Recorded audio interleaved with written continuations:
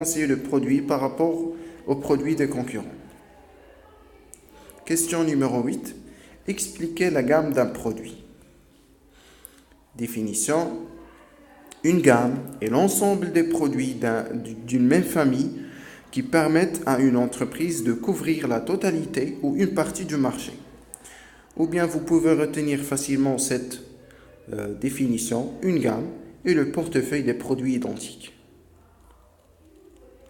Question numéro 9. Quelles sont les caractéristiques de la gamme de produits de la société X? عندنا ثلاثة ديال les caractéristiques. Caractéristiques d'une gamme de produits sont la largeur, c'est-à-dire le nombre de lignes de produits proposées.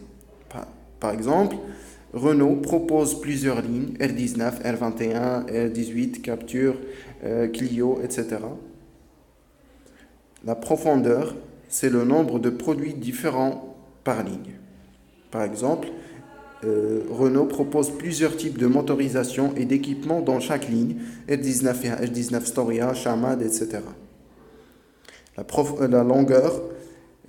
longueur de gamme correspond au nombre total de références dans la gamme de produits, est égal à la largeur fois la profondeur. C'est le nombre total de références commercialisées par la marque dans la gamme. Voilà un schéma explicatif. On a la profondeur, c'est le nombre de produits différents par ligne. La largeur, c'est le nombre de lignes proposées. Et la longueur, c'est l'ensemble des lignes et des profondeurs proposées. Question numéro 10. Montrer l'intérêt commercial d'une gamme diversifiée. Ou bien, montrer l'intérêt de la politique de gamme.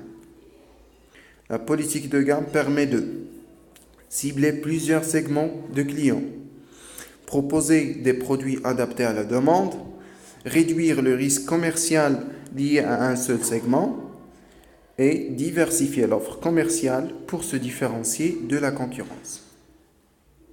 Question numéro 11.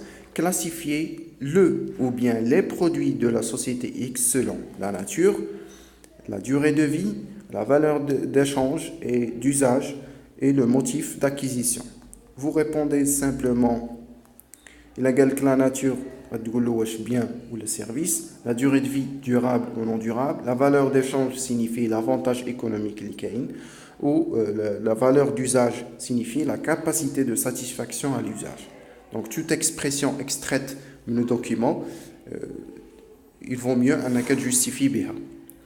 Finalement, motif d'acquisition, c'est-à-dire on achète ce produit parce que le prix il est faible, ou bien là, il s'agit d'une bonne qualité, il propose un service après-vente, etc. Question numéro 12. Identifier le cycle de vie d'un produit. Le cycle de vie, il passe toujours par 4 étapes. Premièrement, c'est la phase de lancement, qui confie à les ventes faibles ou les dépenses qui sont talent. Deuxième phase, il y a la croissance qui بداو les ventes qui progressent ou les dépenses qui بداو ينقصوا. Puis il y a la maturité, il y a la phase يعني اوج العطاء ديال les ventes ou les bénéfices فيها كيكونوا طالعين. Puis il y a le déclin, c'est-à-dire que les ventes et les bénéfices commencent à se décliner. Question numéro 13. Expliquer la méthode de fixation des prix. Ou là, de la manière expliquer les déterminants ou les critères déterminants adoptés par la société X. Alors, méthode de fixation des prix, de fixation à partir du prix ou bien fixation à partir de la demande. Une belle fixation à partir des prix. Pour une entreprise commerciale, le prix de vente est égal au coût d'achat fois 1 plus le taux de marge, c'est-à-dire la marge bénéficiaire. Ou là, pour une entreprise industrielle, le prix de vente est égal au coût de revient fois 1 plus le taux de marge. Fixation à partir de la demande, le prix psychologique ou d'acceptabilité signifie que le prix, c'est le prix qu'accepte le maximum de consommateurs de donner contre un produit. Il y a l'élasticité de la demande. Donc l'élasticité de la demande, chiffre d'affaires 1 moins chiffre d'affaires 0, sur le chiffre d'affaires de l'année de base, qui est l'année 0, divisé par le prix de l'année en cours, moins le prix de l'année de base sur le prix de l'année de base. C'est la variation du chiffre d'affaires divisé par la variation des prix. Autrement dit, c'est la variation de la demande par rapport au prix. Donc, à l'élasticité de la demande comme interprétation,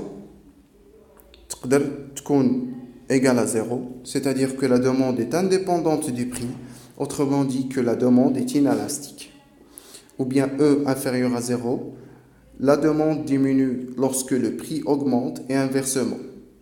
Finalement, l'élasticité est supérieure à 0, c'est-à-dire que la demande varie dans le même sens avec le prix. Question numéro 14.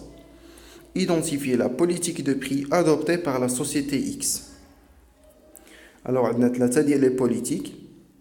La politique de pénétration, c'est-à-dire l'application des bas prix. Politique d'écrémage, pratiquer des prix élevés et des prix élevés. Politique d'alignement, pratiquer les mêmes prix que les concurrents. Voilà.